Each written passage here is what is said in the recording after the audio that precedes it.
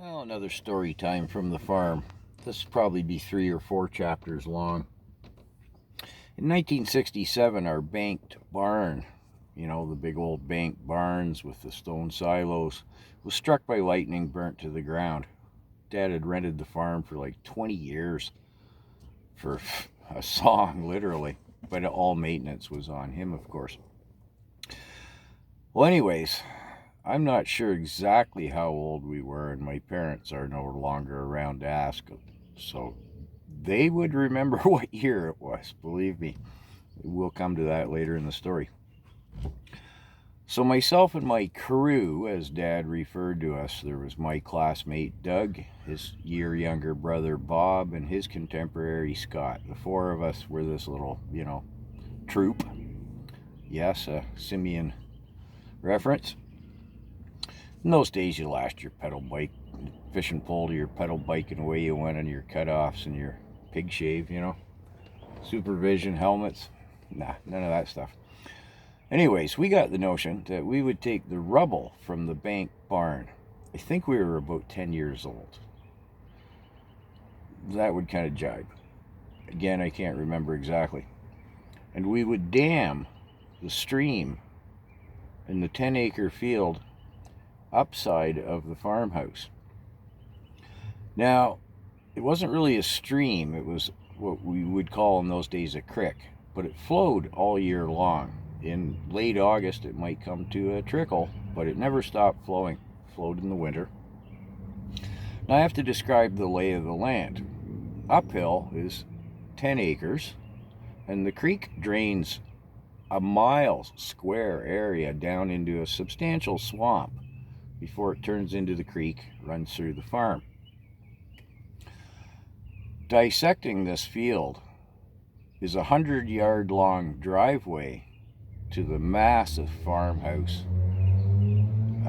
what we called the house yard, where you could park 8 vehicles before you started having to think about where you're going to park anything.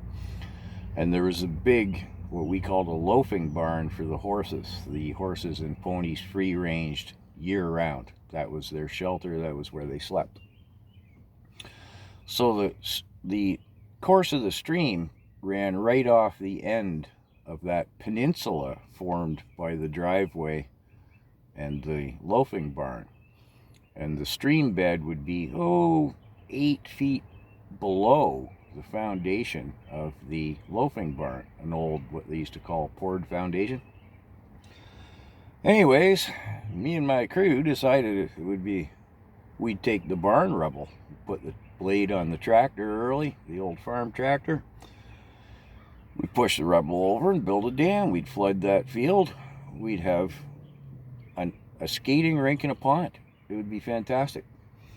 When I announced this to Dad at the dinner table, he said, "No, boy. So you do whatever you want with the stream below the house, but not the upper field." I said, no, we've studied the engineering, Pa, and like the barn rubble's right there, and the lower field is sloped too steeply. The field is too rough, and it's way too far to move the rubble. And he just said, "No, boy, don't mess with the stream upside of the house. You can do whatever you want down below. I really don't care." And in his mind, that was the end of the conversation. Well, me and my crew, we discussed this, and Bob summed it up well. He says, "Your dad just doesn't get it." We agreed, yeah, Dad didn't understand the, beaverish dynamics of all of this. So we went right ahead put the blade on the tractor early and went at building this dam.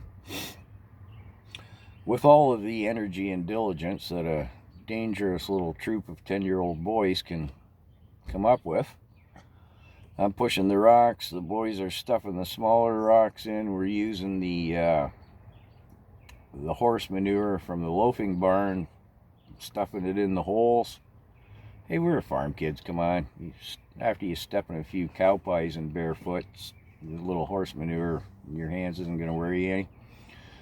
How nobody caught on, I don't know. I really don't know how anybody missed it, that we were building. I mean, it was, in hindsight, it had to be almost 40 yards from the peninsula created by the drive and the loafing barn over to the barn rubble where we built this dam. It was like about 6 feet deep at the loafing barn, or tall I guess I should say, and tapered off down towards the barn rubble, just the way the lay of the land worked. So I'll leave this chapter here.